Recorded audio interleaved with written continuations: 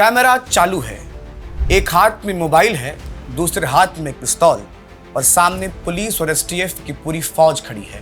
28 साल का एक नौजवान जो खुद को शहीद भगत सिंह मान बैठा है, कैमरे पर लाइव है। वो पुलिस को देखकर कहता है, ये लोग मुझे पागल साबित करना चाहते हैं। जब भगत सिंह समाज और देश के लिए लड़ रहे थे, उनको भी पागल साबित किया गया था। 5 मिनट तक लाइव नेगोशिएशन चलता है। नौजवान कहता है, मांगे पूरी की जाएंगी तो मुझे हथियार नीचे डालने में कोई समस्या नहीं है। उसे भरोसा दिया जाता है। वो अपनी पिस्तौल अपने से कुछ कदम दूर जमीन पर फेंक देता है। फेसबुक लाइव बंद होता है। वह निहत्था है, उसने सरेंडर कर दिया है। और फिर पीछे से गोलियों की आवाज आती है, 1 2 3 4, और वो नौजवान खून से लथपथ होकर वहीं जमीन पर गिर पड़ता है। उसके दोनों घुटनों और जांग को छलनी कर दिया जाता है। नमस्कार, मेरा नाम बाल कृष्ण शर्मा है और आप देख रहे हैं न्यूज कोठरी।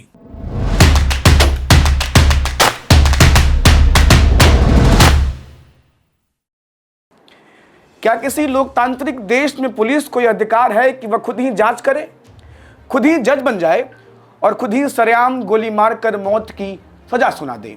बिहार में आजकल यही हो रहा है।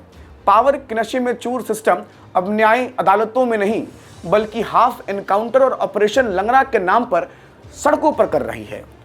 आज हम उस फेसबुक लाइव एनकाउंटर का पोस्टमार्टम करेंगे जिसने बिहार पुलिस के चेहरे से सुशासन का नकाब पूरी तरह से नोचकर फेंक दिया है। आज बात भोजपुर के भरत भूषण तिवारी उर्फ भगत तिवारी की। भरत तिवारी कोई आदतन अपराधी नहीं था। उसके नाम पर हत्या, लूट या डकैती का कोई पुराना केस, कोई एफआईआर या चार्जशीट दर्ज नहीं था। उसके पिता खुद पुलिस महकमे में एक चालक सिपाही के पद से रिटायर हुए थे। परिजनों और ग्रामीणों के मुताबिक भरत एक सामाजिक कार्यकर्ता था। इसने कोरोना के समय में गरीबों को खाना खिलाया था। तो फिर एक साधारण सा नौजवान हथियार उठाने पर क्यों मजबूर हो गया? जवाब है सिस्टम की बेशर्म उदासीनता। भोजपुर का जवनिया गांव गंगा के कटाव और भीषण बाढ़ की चपेट में आ गया था। सैकड़ों परिवार बेघर हो गए और उन्हें खुले बथार यानी खेतों में छोड़ दिया गया। वहां न मिट्टी भराई हुई न बुनियादी सुविधाएं दी गई। भरत महीनों तक सरकारी दफ्तरों के चक्कर काटता रहा। जब इस सिस्टम ने उसकी एक न सुनी तो हताश में उसने फेसबुक लाइव का सहारा लिया और प्रशासन को खुली चुनौती दे डाली कि अगर मिट्टी भराई नहीं हुई तो सिस्टम के किसी भी व्यक्ति का एनकाउंटर कर दिया जाएगा। पुलिस ने इसे एक विफल प्रशासन की नाकामी मानने के बजाय भरत को मानसिक विक्षिप्त घोषित कर दिया। अब जरा पुलिस की कार्यप्रणाली का तमाशा देखिए। 16 जून 2026 सुबह सुबह शाहपुर थाने की पुलिस भरत के घर बिलौटी पहुंचती है। भरत खटिया पर लेटा था। पुलिस को देखकर पिस्तौल तान देता है। उसकी बूढ़ी मां आशा देवी उसे शांत करने की कोशिश करती है। और पुलिस क्या करती है? पुलिस बिना उसे निहत्था किए या गिरफ्तार किए उल्टे पांव वहां से भाग खड़ी होती है। इस घटना का वीडियो वायरल होता है और पुलिस की भारी फजीहत होती है। अपनी इज्जत बचाने के लिए भोजपुर पुलिस अगले दिन यानी 17 जून को रैम्बो बनकर लौटती है। एसटीएफ की भारी तैनाती के बीच भरत एक बार फिर फेसबुक लाइव करता है। सरेंडर की बात होती है। वो पिस्तौल जमीन पर फेंक देता है, लेकिन जैसे ही कैमरा बंद होता है पुलिस उस निहत्थे और सरेंडर कर चुके युवक के पैरों पे 4 गोलियां उतार देती है। पुलिस की थ्योरी सुनेंगे तो आपको बॉलीवुड की बी ग्रेड फिल्मों की स्क्रिप्ट याद आ जाएगी। पुलिस एसपी राज के बयान के मुताबिक भरत ने फेंकी हुई पिस्तौल दोबारा उठाने की कोशिश की और पुलिस पर फायरिंग कर दी। इसलिए आत्मरक्षा में एसटीएफ को गोलियां चलानी पड़ी।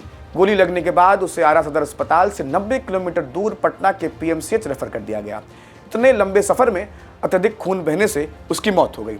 मृतक की मां आशा देवी चीख चीख कर कह रही हैं, एसएचओ जानता था कि मेरा बेटा मानसिक रूप से परेशान है, फिर भी उसने उसे निहत्था होने के बावजूद मार डाला। और डैमेज कंट्रोल के नाम पर क्या हुआ? शाहपुर के एसएचओ राजेश मलाकार समेत 4 पुलिसकर्मियों को सस्पेंड कर दिया गया, लेकिन 17 जून की हत्या के लिए नहीं बल्कि 16 जून को कार्रवाई न कर पाने के आरोप में। इसे कहते हैं लिपापोती का मास्टर क्लास। भरत तिवारी की मौत कोई इकलौती घटना नहीं है। बिहार में यूपी का फेमस ऑपरेशन लंगड़ा यानी अपराधियों के पैरों में गोली मारकर उन्हें जीवन भर के लिए अपाहिज बनाने की एक अघोषित नीति चल पड़ी है। मुख्यमंत्री सम्राट चौधरी, जिनके पास गृह मंत्रालय भी है, उन्होंने पुलिस को फ्री हैंड दे रखा है। मुख्यमंत्री जी कहते हैं कि पुलिस को चुनौती देने वाले का 48 घंटे के भीतर इलाज किया जाएगा।